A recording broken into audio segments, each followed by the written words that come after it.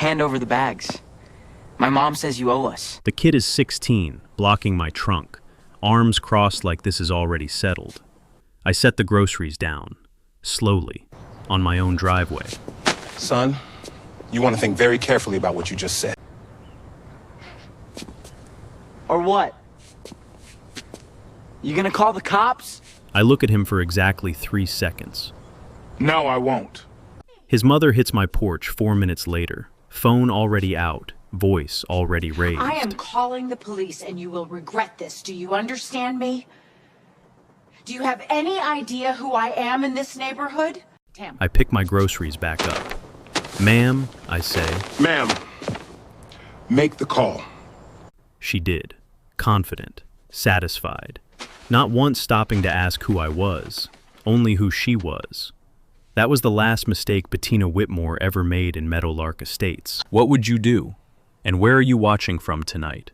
Let me take you back about 14 months before that driveway moment, because you need to understand the world I was living in to fully appreciate how spectacularly this all unraveled.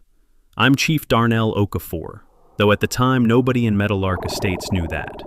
The development sat just outside the city limits of Ridgecroft, Tennessee, a mid-sized town, the kind of place where high school football still fills the bleachers, and everybody eventually knows everybody's business. I'd spent 22 years working my way up through the department.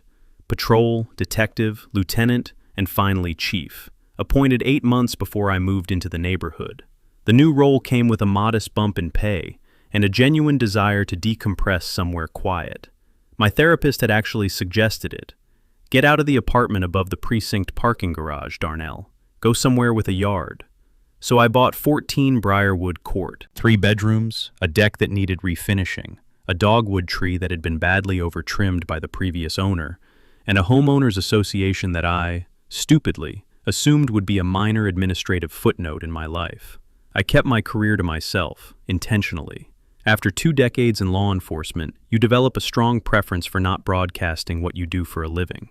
People act differently. They either treat you like a personal security service, or they get weirdly defensive, like you're cataloging their jaywalking. I just wanted to be the neighbor who waves, mows on Sundays, and goes back inside. I introduced myself simply as a city employee. Nobody pressed further. The smell of the neighborhood on the day I moved in is still vivid to me. Fresh-cut grass baking under a July sun, the faint chemical tang of someone running a pressure washer 2 houses down, and above it all, the Swedish rot of an overflowing garbage bin that someone had failed to roll back to the curb per the HOA's very specific schedule. That bin, I would later learn, belonged to the household directly across the street, the Whitmore household. Bettina Whitmore was 53, trim in the way of someone who treats exercise as a competitive sport, and she wore authority the way other women wore cardigans, permanently, without thinking about it. She had served as HOA board president for 6 consecutive years. She had personally drafted the amendments that established the landscaping color palette guidelines. Yes, that's a real thing. And yes, there was a laminated chart, and she had a habit of appearing at your property line at moments that were always, technically, accidental. Just out for my walk, she'd say, while clearly reading the brand name on your lawn fertilizer. Her son, Cody, was 16, and built like someone had taken a golden retriever's energy and stuffed it into a teenager who had never once been told to sit. He drove a golf cart, HOA permitted, naturally, around the cul-de-sac with the territorial confidence of a much smaller animal who had no idea what the larger animals around him were capable of. The first unfair act came 3 weeks after I moved in. I received a written HOA violation notice, hand-delivered, with a little red sticker on the envelope like it was a summons, citing me for failure to maintain approved exterior paint integrity on my mailbox post. The post was white. The approved color was antique linen. They are, objectively, the same color. I have a photograph. The fine was $40. I paid it. Not because I thought it was right, but because I was tired, and I had 7 cases on my desk and a department budget meeting on Thursday. Pick your battles. I should have picked that one, because Bettina Whitmore read my payment as confirmation that she had found exactly the kind of neighbor she liked best. Someone who would absorb whatever she handed out and write a check. She was already wrong about that. She just didn't know it yet. The mailbox fine was just the warm-up act. By September, 6 weeks after I'd moved in, Bettina had escalated to a rotation system that I can only describe as impressive in its pettiness. Every Tuesday, a new notice. Gutters required cleaning even though I'd cleaned them the previous weekend.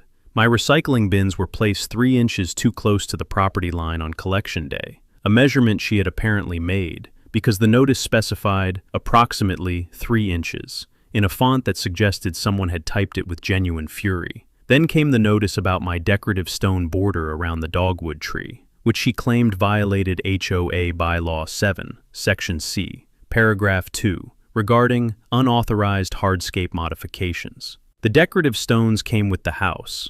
The previous owner had put them there. I had the inspection report to prove it. I drafted a response letter, polite, precise, with the inspection report attached, and slid it under the HOA management office door on a Thursday morning. The crunch of gravel under my boots as I walked back to my car felt satisfying in a small way. Evidence submitted. Case closed, I thought. That Friday, Cody Whitmore knocked on my door. I answered it in my off-duty clothes. Jeans, old department alumni t-shirt, the kind of outfit that screams, "I am not working right now, please honor that." Cody was standing on my porch with the golf cart parked behind him, one hand on the door frame like he owned the place, smirking the specific smirk of a kid who has been told, repeatedly, that his mother runs this neighborhood, and that makes him adjacent to royalty. "My mom says your letter has a lot of mistakes in it," he said. I waited. "She also says you have a leak under your driveway expansion joint that's violating the stormwater runoff code. She's going to file with the county." The expansion joint. I actually had to look that up later. It's the small gap between a driveway and the public sidewalk, designed to allow concrete to flex without cracking. Mine was functioning perfectly. But stormwater runoff code sounds technical and threatening if you don't know anything about civil infrastructure, which Bettina had correctly guessed I might not. She guessed wrong. 16 years earlier, I'd worked closely with the County Public Works Department on a water contamination case that required me to learn, in exhaustive detail, exactly how municipal stormwater systems work. I told Cody to have his mother send me the specific code citation in writing. He blinked. That was clearly not the response the script called for. "She'll just go to the county," he said again, as if repetition made it more threatening. "Great," I said. "I'd love a written citation. Have a good afternoon." I closed the door. Outside, I could hear the electric whir of the golf cart reversing down my driveway. What happened next took about 10 days. Bettina escalated immediately. She filed a community concern report with the HOA board, which she also chaired, so filing with the board was essentially sending herself a memo, and she began what I can only describe as a whisper campaign. The Donovans at number 12 told me apologetically that Bettina had mentioned something about code issues at my property at the last neighborhood coffee gathering. The Kowalczyks at number 8 said she'd just happened to mention that the new resident on Briarwood had been slow to cooperate with community standards. It was subtle, it was strategic, and it was designed to do one specific thing: isolate me before I could build any relationships that might complicate her operation. Here's what she didn't understand about 2 decades in law enforcement. I have a finely tuned sense for when someone is running a play. I've watched better operators than Bettina Whitmore try to cut off a target's social support before making a move. I recognized the pattern before the second whisper had traveled half the block. So I did what any investigator does at the beginning of a case. I started taking notes: date, time, content of each violation notice, the specific bylaw cited, whether the bylaw actually said what she claimed it said, because I was reading them now, all 47 pages, with the same attention I used to give criminal statutes. And I started doing something else. I started being a very, very good neighbor to everyone on Briarwood Court, except Bettina Whitmore. Not aggressive, not performative. I just started actually knowing the people around me.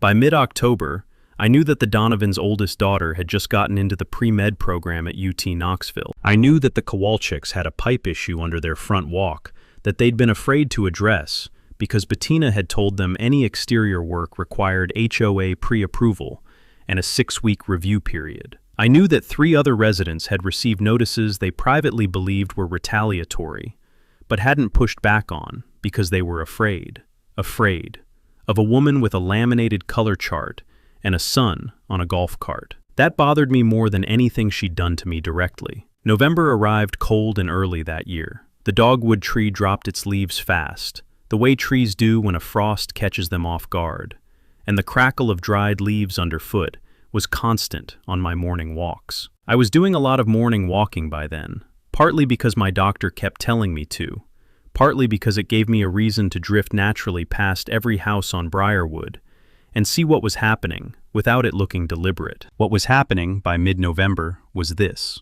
Bettina Whitmore had realized that her whisper campaign wasn't achieving full saturation. I hadn't been isolated. If anything, I'd become reasonably well-liked. People waved.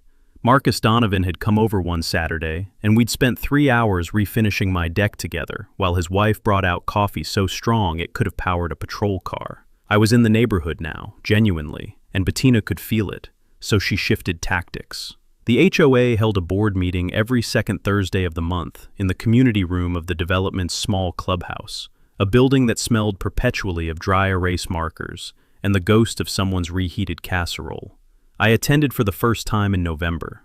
I sat in the back row in a quiet jacket and watched Bettina run the meeting like it was a small principality. She had the gavel. She set the agenda. She recognized speakers and declined to recognize others with a smoothness that was genuinely impressive. She also introduced under new business a proposed amendment.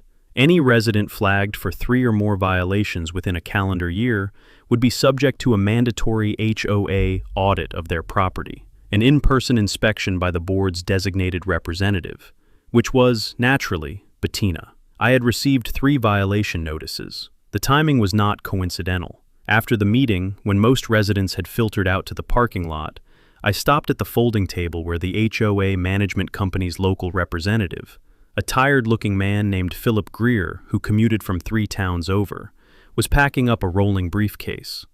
"Quick question," I said. "That amendment, for it to take effect this calendar year, what's the approval process?" Philip looked grateful that someone had asked him a direct question. 2/3 board vote plus 30 days public comment period. So if it passed tonight, which it did, earliest enforcement would be January 15th. I thanked him. January 15th. 6 weeks. I wrote it down. 2 days later, the incident with the groceries happened for the first time. I say first time because it happened twice, escalating each time, which tells you everything you need to know about how Bettina's household operated. I'd driven back from the Ridgecroft Fresh Market. 4 bags, mostly produce, a rotisserie chicken that was going to be dinner for 2 nights, and as I was pulling them out of the trunk, Cody appeared at the edge of my driveway. He did that thing teenagers do where they materialize somewhere without you seeing them arrive. "Hey," he said, "we need those." I looked at him over the top of the grocery bags. "Those bags," he said, with a slight impatient gesture, as if I was being slow. "My mom said to come get 'em, you know, because of what you owe." The audacity was so complete that for a moment I just stood there in the cold, rotisserie chicken smell rising from the bag, trying to determine if this was actually happening. What I owed. To Bettina Whitmore, expressed as groceries. "Walk me through what I owe," I said. He got a little flustered. The script, apparently, hadn't anticipated a question. Just the stuff. The HOA stuff. My mom handles it. "Okay," I said, "then your mom can come talk to me directly." I picked up my bags and went inside. Through the front window, I watched him stand in my driveway for about 45 seconds, clearly reconsidering his options, then golf cart his way back across the cul-de-sac. Bettina was on my porch 11 minutes later. She was dressed for the cold in a fleece with the HOA logo embroidered on the chest. Yes, the HOA had embroidered fleeces. She'd had them made. And she had the particular energy of someone who had spent the drive over rehearsing what they were going to say. "Mr. Okafor," she began, "I think we need to get some things straight about your obligations to this community."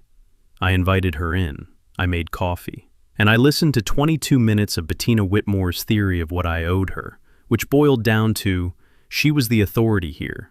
I had been a problem since day one, and the proper thing to do would be to cooperate with her audit and stop making things difficult. I nodded throughout, took mental notes, asked 2 clarifying questions. She left satisfied.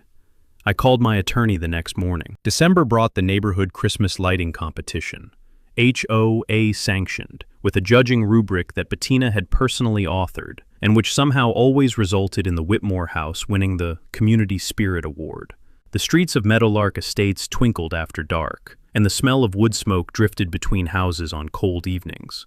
It felt, on the surface, like a peaceful place to live. Underneath it, the current was picking up speed. My attorney, a woman named Cecily Farr, who had spent 14 years in municipal and property law, and who had the cheerful, organized energy of someone who genuinely enjoys finding the load-bearing crack in a flawed legal structure, had reviewed the HOA governing documents over a long weekend. She called me on a Monday morning. "Okay," she said, before I'd even finished my coffee. "I found 3 things. The first, the mandatory audit amendment Bettina had pushed through was almost certainly invalid. Tennessee HOA law, specifically the Tennessee Horizontal Property Act and the relevant provisions of the Common Interest Community Ownership Act, required that any new enforcement mechanism include an appeal process accessible to affected residents before enforcement begins. The amendment had no appeal provision. It was, in Cecily's words, a procedural orphan. Takeaway: if an HOA passes an enforcement rule with no appeal process, it likely violates state HOA law and can be challenged before it's ever used. The second finding was more interesting. Bettina had been assessing fines, including my mailbox fine, under a schedule that had been adopted by the board in 2021. But the HOA's original CC and Rs, filed with the county recorder when the development was built, required that any fine schedule be ratified by a full resident vote, not just a board vote. That vote had never happened, which meant every fine levied under that schedule, for 4 years, was potentially uncollectible. Cecily estimated the total value of fines issued under that schedule across the whole development at somewhere in the range of $18,000 to $22,000. The third finding was the quietest and the sharpest. Bettina Whitmore, as HOA president, had signing authority on the association's operational account. The most recent annual financial disclosure, which HOA boards are required to file with residents under Tennessee law, contained a line item for administrative services totaling just over $9,000 for the previous fiscal year. The payee on those administrative services invoices was a company called Whitmore Property Management Solutions. That company was registered to Bettina Whitmore. She was paying herself, through the HOA, without disclosing the conflict of interest, without resident approval. I sat with that for a minute. The morning light was coming through my kitchen window at the angle it does in December, flat and pale gold, and my coffee had gone cold while I listened to Cecily explain what she was looking at. Outside, I could hear the distant whir of Cody's golf cart doing a circuit. "How solid is the self-dealing finding?" I asked. "Solid enough that I'd be surprised if the HOA management company's insurance carrier didn't take it very seriously," Cecily said. "And solid enough that if it went to a resident's vote of no confidence, she'd have a hard time surviving it." We agreed she'd send me a formal memo. I printed it out and put it in a manila folder in my desk. Not to use yet, just to have. Meanwhile, Bettina had graduated from notices to something more operationally aggressive. She had begun photographing my property. I noticed her phone raised in my direction on 3 separate occasions, apparently building a documentation file of her own. She'd also had a conversation with my next-door neighbor on the left, an older widower named Everett Sims, that Everett had the grace to repeat to me almost word for word. "She told me you'd been rude to her," Everett said, with the slightly pained expression of a man being asked to participate in something he didn't agree with, "and that I should be careful about any informal agreements we might have made about the property line hedge." We had no informal agreements. He'd helped me trim the hedge because he was a kind man who'd been doing it for 20 years on his own. "She's trying to thin out your corner," Everett said. He was 71 and had been in the neighborhood for 18 years and had watched HOA presidents come and go, with the practiced patience of someone who knows that all bad weather eventually passes. "She does it to anyone she decides to make an example of." I asked him if he'd ever pushed back. "Never had enough company," he said. He was about to. The new year came in quiet. January in Ridgecroft goes gray and damp and stays that way for weeks, and the neighborhood had settled into its winter rhythms. People shoveled when they had to, waved from windshields instead of front walks, and the HOA's violation notice cadence slowed, because even Bettina, apparently, didn't enjoy standing in a cold yard with a measuring tape. but I had been doing homework. On a Sunday afternoon in the second week of January, I drove downtown to the county courthouse and spent 2 hours at the recorder's office pulling the original development documentation for Meadowlark Estates. Recorded deeds, the original subdivision plat, the CC and Rs as filed in 2003, and the declaration of the Homeowners Association. And there, on page 14 of the original CC and R document, buried in a subsection titled Architectural Standards Enforcement, that appeared to have been drafted by someone who intended for it never to be read, was a clause that changed everything. It read, approximately, in the event that any enforcement action initiated by the association is subsequently determined to have been commenced without documented evidence of actual violation, the association shall be liable for reasonable, legal, and administrative costs incurred by the affected member, not to exceed the greater of $500, or 3 times the value of any fine assessed. Triple damages, payable by the association, for a violation that couldn't be documented. The mailbox fine, documented? Let's check. The original notice cited failure to maintain approved exterior paint integrity. The approved color was antique linen. My mailbox post was white. I had a photograph. A color matching analysis by any hardware store's paint scanner would confirm they were within 5% of the same shade. That notice was, in the language of the clause, without documented evidence of actual violation. Triple damages on a $40 fine is $120. That's not the point. The point is that Bettina had issued me 11 notices. I had documentation of compliance or irrelevance for every single one. 11 notices, each potentially triggering the clause, each potentially exposing the HOA, and by extension, Bettina personally, given the self-dealing issue Cecily had identified, to liability. Here's the legal mechanic in plain English. HOA, CC, and Rs are contractual documents. Both the association and the resident are parties to that contract. A clause like this one is enforceable by the resident in small claims court or through arbitration, depending on the CC and Rs dispute resolution section. No attorneys required for small claims. Maximum per claim filing fee in Tennessee, $50. Takeaway: always pull the original CC and R document from the county recorder, not the board's version, which may be edited, because original recorded language often contains protections that subsequent boards quietly stop mentioning. I sat in the courthouse parking lot for a few minutes after I got back to my car. The heater was running, and rain was tapping the windshield in that soft, insistent way that makes you feel like the weather is trying to get your attention. I had Bettina Whitmore's conflict of interest on paper. I had an invalid enforcement amendment. I had an unratified fine schedule. I had an original CC and R clause that turned her violations into potential liability. And I had a police department. I hadn't used any of it yet. That was going to change on January 15th. That was the date the mandatory audit was supposed to begin. She was planning to come to my house. I started planning what she'd find when she got there. There's a satisfaction specific to building a case properly. I had felt it 100 times in the department, that quiet, focused energy of assembling everything before making a move. You don't rush. You don't tip your hand. You build until the structure is solid enough to hold weight from any angle, and then you move. The first call I made was to Cecily. I told her what I'd found at the recorder's office. She was quiet for about 4 seconds, which for Cecily meant she was already 3 steps ahead. "Okay," she said, "here's what we file and when." She drafted 3 documents.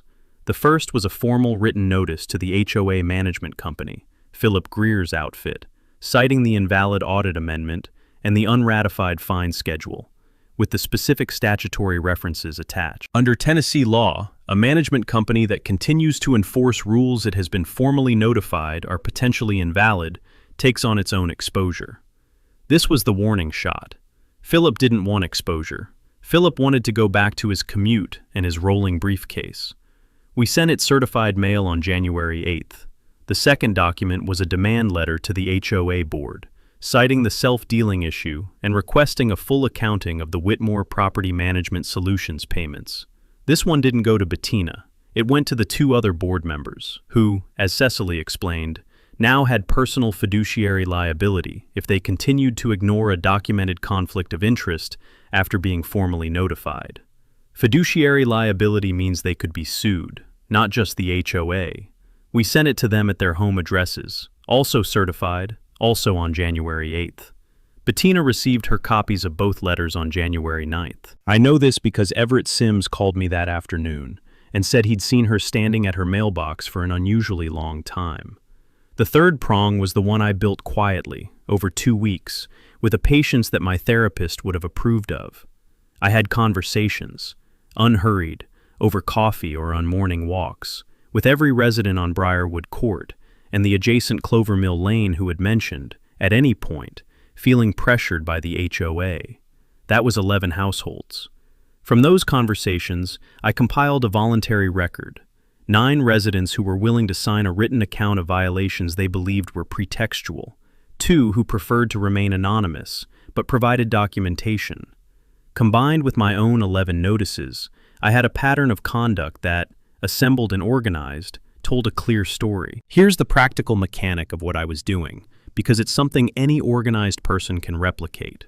Under Tennessee HOA law, residents have the right to petition for a special meeting of the full membership if they gather signatures from at least 10% of the development's eligible members.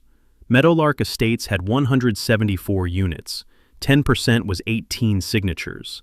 I had 9 willing to sign publicly. I needed 9 more. I got them in the first 2 weeks of January, from households on streets Bettina had never bothered to cultivate. People whose names never showed up in her meetings because she'd never seen them as threats. The Osei family on Clovermill had been paying a fine for 2 years on a shed that predated the HOA's own formation. A retired teacher named Millicent Vance had a written warning about wind chimes, that she'd simply never appealed because she didn't know she could. 18 signatures became 23. I filed the petition for a special membership meeting on January 12th. Under the C, and Rs, the meeting had to be held within 30 days. That set the timeline. January 15th, Bettina's audit day, would now occur 3 days after she received official notice that a special meeting had been filed. The audit, the meeting, and Cecily's letters would all be active at the same time. Different fronts, different pressures, same target.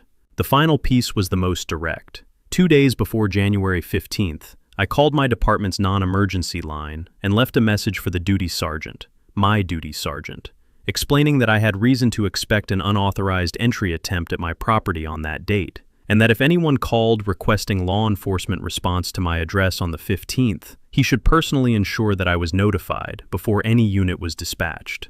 I didn't say why. He didn't ask. 20 years of working together means a lot of questions don't need to be asked out loud. I refinished the last board on my deck that evening. The wood was cold, and the polyurethane smelled sharp in the night air.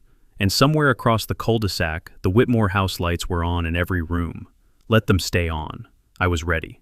January 10th and 11th were the days Bettina spent trying to dismantle what she didn't fully understand yet. She started with Philip Greer. She called his office.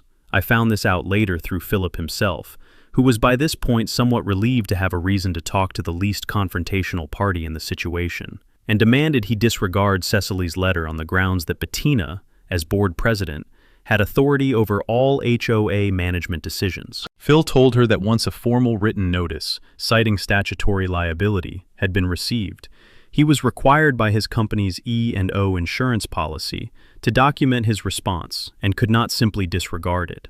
She apparently used the word ridiculous 4 times in a 7-minute call. Then she went to the 2 other board members. Gerald Fitch and Diana Pruitt had been on the board for 3 and 5 years respectively, and both of them operated on roughly the same political logic. Bettina did the work. Bettina made the decisions. They showed up and voted yes. That had been a comfortable arrangement, right up until certified letters arrived at their homes, documenting that a conflict of interest had been ongoing under their watch, and that they had been formally notified.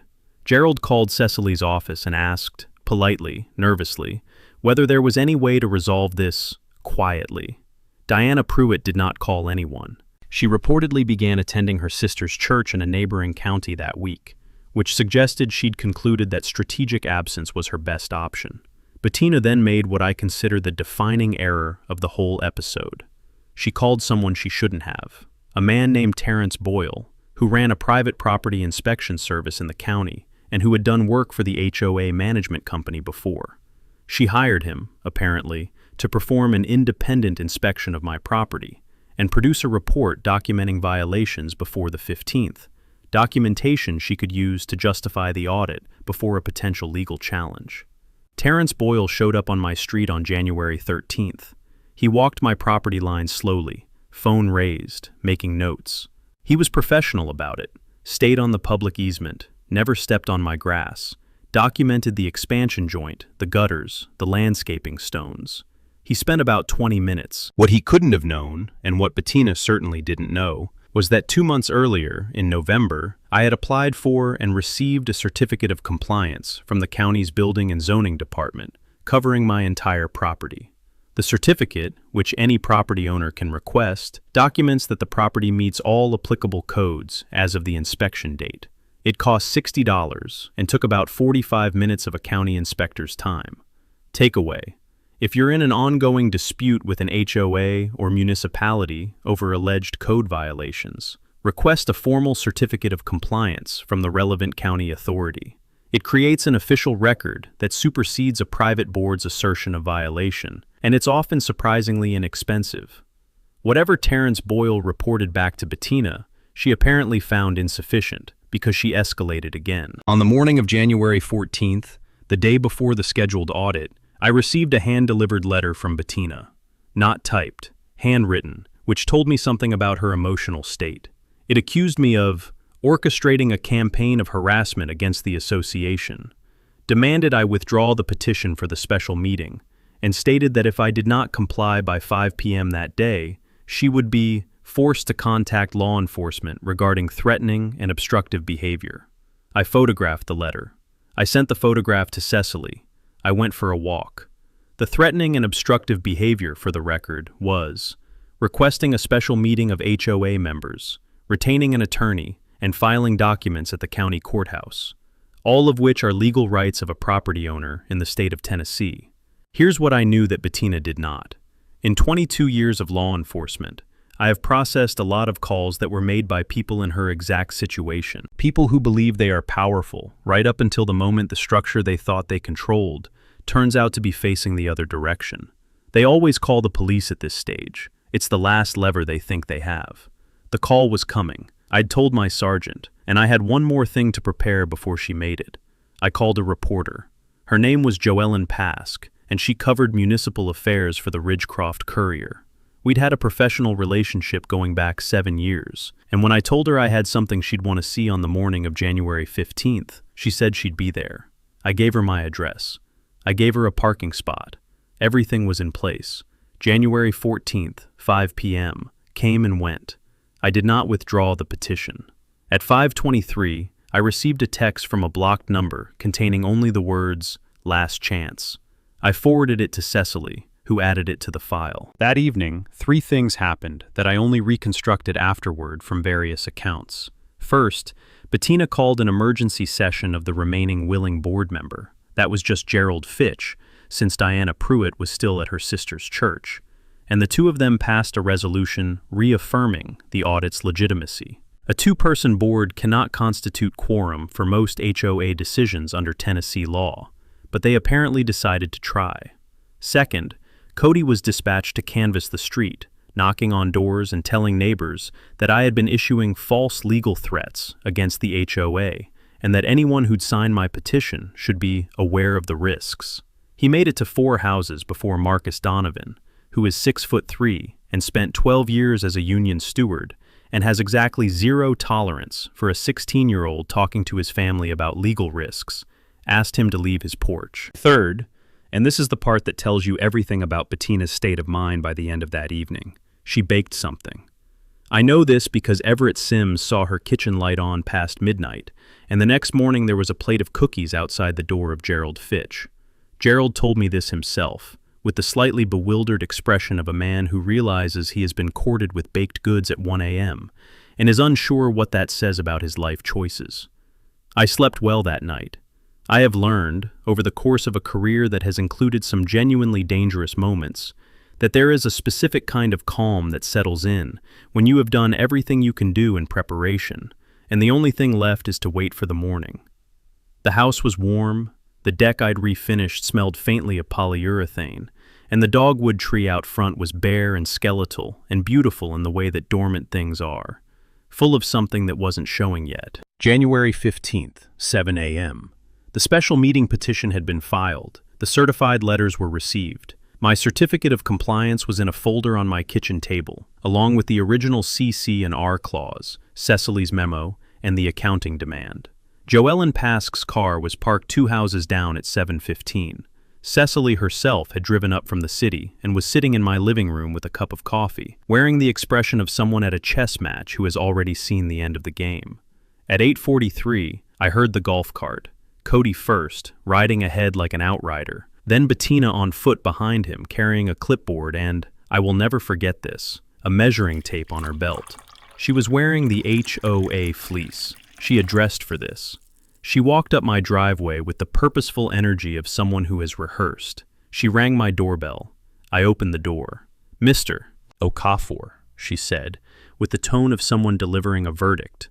"The board is here to conduct the mandatory compliance audit of your property. I'm going to need you to provide access to your rear yard. And if you obstruct this inspection in any way, I will be calling the police." I looked at her for a moment. "You're welcome to make that call," I said. She took out her phone. She dialed. Here's the thing about calling 911 in Ridgecroft, Tennessee. The call goes to the county dispatch center, which patches to the department's duty sergeant, who is, in this particular instance, a 20-year veteran named Sergeant First Class Antoinette Webb, who has worked for me for 6 years, and who received my message on January 12th, and had, as I later learned, actually taken notes. Bettina reported a combative homeowner obstructing an official HOA inspection at my address. Dispatch put her on a brief hold. In the 30 seconds of hold music, she glanced up at me with an expression of composed authority. I said nothing. My phone buzzed in my pocket. I glanced at it. The text read, "On our way, Webb." I put the phone away. I looked at Bettina. "They're coming," I said. The cruiser turned onto Briarwood Court at 9:04 a.m. Not a response vehicle. Sergeant Webb had taken my instructions seriously, which meant she'd sent herself, in a standard patrol unit, rather than dispatching a junior officer who might walk into the scene without context. She pulled up at the curb in front of my house, got out with the unhurried precision of someone who already knows the shape of the situation, and walked up the driveway. Bettina saw her coming and straightened slightly, the clipboard rising half an inch. Law enforcement, finally, vindication. "Thank you for coming," Bettina said, with the practiced warmth of someone accustomed to being the most important person in the conversation. "I called because this gentleman is refusing to comply with an official HOA inspection, and I believe he may be—" "Ma'am." Webb had the specific flat authority of a person who has de-escalated several hundred situations and could do it in her sleep. "I have some background on this call. Can I ask your name?" "Bettina Whitmore, HOA Board President." "Ms. Whitmore," Webb made a note. "And you are?" She was looking at me. "Darnell Okafor," I said. Webb gave the smallest nod that managed to contain an entire sentence's worth of meaning. The nod of a sergeant acknowledging her chief in the presence of someone who doesn't yet know she's looking at the chief. Then she looked back at Bettina. "The board's mandatory audit amendment," I said evenly, "was passed without an appeal provision.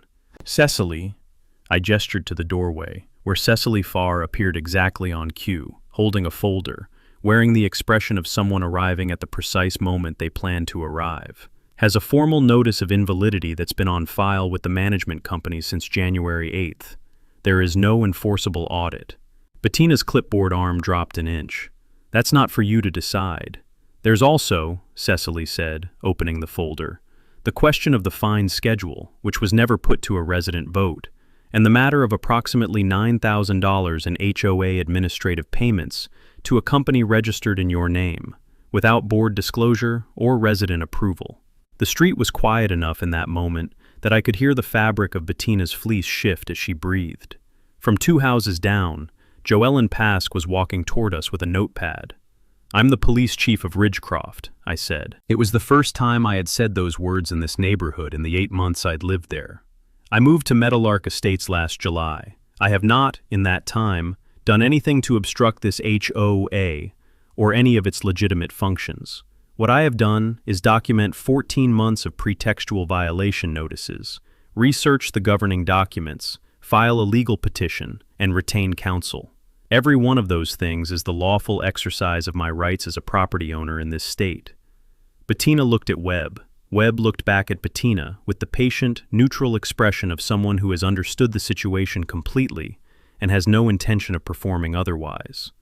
"You're," Bettina started. "The chief," Webb confirmed. Cody, on the golf cart at the edge of the driveway, had gone very still in the way of a person reassessing an enormous number of recent decisions simultaneously. Joellen Pask reached the edge of the conversation. "Ms. Whitmore, I'm with the Courier. Could I get your comment on the special membership meeting that's been filed and on the board payments to Whitmore Property Management Solutions?" The color that left Bettina Whitmore's face in that moment, that specific, slow evacuation of composure, is something I will remember clearly for a long time. Not because I enjoyed it, but because it looked like the exact moment when a person who has told themselves one story about how the world works is confronted with the actual story and cannot find a way to make them fit together. She said nothing to Joellen. She looked at her clipboard. She looked at the fleece. She walked back across the cul-de-sac. Cody backed the golf cart out of my driveway without being asked. Everett Sims, who had appeared on his porch in a robe and slippers at some point during the preceding 4 minutes without my noticing, raised his coffee mug in my direction. I raised mine back. Webb made her report, confirmed no laws had been violated, noted the pending civil matters for the file, and drove away. Cecily made 3 phone calls. Joellen filled 2 full pages of notes. The HOA fleece, it turned out, had been the most expensive thing Bettina Whitmore ever put on. The special membership meeting was held on February 7th in the clubhouse that smelled of dry erase markers, and this time the room was full. 112 of Meadowlark Estate's 174 units sent a representative. Joellen's story had run in the Courier 4 days earlier, accurate, fair, and thorough, and the turnout reflected what happens when residents who have been quietly absorbing bad governance for years are handed a documented reason to show up. Bettina Whitmore did not attend. The vote to remove her as HOA president was 104 to 8. The 8, I later learned, were relatives. Gerald Fitch resigned from the board voluntarily 2 days before the meeting. Diana Pruitt had never formally returned from her sister's county. The HOA management company terminated their contract with the association within the week, citing the conflict of interest findings in their own liability review. Philip Greer sent me a brief professional email, thanking me for the documentation and not blaming me for the professional headache, which I appreciated. The legal resolution was quieter and took longer, the way these things do. Cecily filed a formal demand for restitution of the $9,000 in self-dealing payments on behalf of the HOA membership. Bettina retained her own attorney. After 3 months of back and forth that I mostly observed from a distance, they settled. A repayment plan for 75% of the payments, roughly $6,800, returned to the HOA's operational fund. Not a criminal proceeding, not a public drama. A civil settlement, documented, binding. The invalid fine schedule was another matter. 23 residents submitted documented claims under the CC and R's triple damages clause. The total came to just under $4,000. The newly constituted board, 3 new members, elected at the February meeting, one of whom was Marcus Donovan, voted to honor every claim from the existing reserve fund, which the financial disclosure had shown was adequately capitalized. Takeaway: HOA self-dealing by an officer is a civil matter, typically addressed through demand letters and settlement, but it creates a documented record that can trigger management company liability reviews and board removal under state HOA law.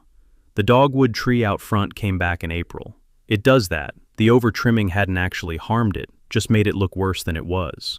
The new growth came in thick and white-flowered and slightly wild, and it smelled the way spring in Tennessee smells when you're standing in a yard that is genuinely, unambiguously yours. Everett Sims came over to look at it. "That's a good tree," he said. "It is," I agreed. "What I want to tell you, and this is the part that matters beyond the legal mechanics and the satisfying logistics, is that the real cost of what Bettina Whitmore ran in Meadowlark Estates wasn't the fines. It was the years of residents like Millicent Vance feeling unable to hang wind chimes in their own yard, and the Osei family paying money they shouldn't have, and Everett Sims feeling like he had to manage his neighbors carefully to avoid becoming a target.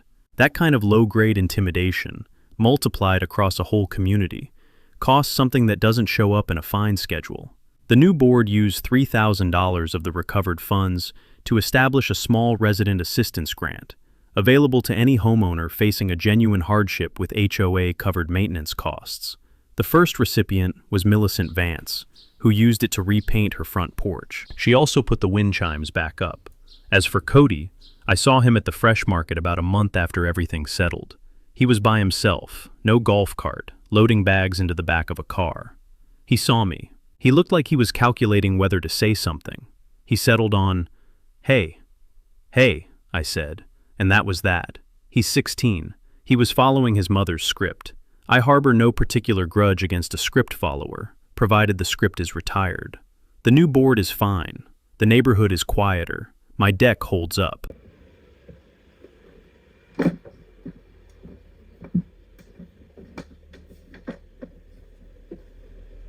You know what stays with me about Danielle's story? It's not the meeting. It's not even the moment the official showed up. It's the mailbox. $40 for a color that was by any reasonable measure the same color. And he just paid it. Not because he was afraid, not because he thought she was right. He paid it because he had 7 cases on his deck and a budget meeting on Thursday, and he didn't have the bandwidth for it yet. That's a man who knows how to pick his moment. Most of us, we get that first notice and we're on the phone. We're at the door, we find out, which is exactly the someone like Benita is counting on. The reaction, the emotion, that's the whole game. Daniel just didn't play it that way. He read 47 pages of HOA bylaws. He drove to the county courthouse on a Sunday. He pulled the original CC&R document, not the forged version, the recorded one, and found a clause that had been sitting there for 20 years, waiting for someone patient enough to look. That's not luck. That's just doing the work quietly before the other person realizes work is being done. I've heard a lot of these stories, more than I expected when I started this channel, honestly. And the ones that turn out well, they almost always look like this. Not dramatic, not loud, just someone who refused to flinch, read the fine print, and waited. Have you dealt with something like this? A notice that fell off? A rule that didn't quite open up? A board that seemed to be making things up as they went? I genuinely like to know. Drop in the comments. Doesn't have to be a big thing. Sometimes it's just a mailbox. If this is a kind of story you want to see more of, subscribe. I've got more of them. Different neighborhoods, different tactics. The same basic pattern of someone deciding the rules only apply to everyone else. Take care of yourselves out there.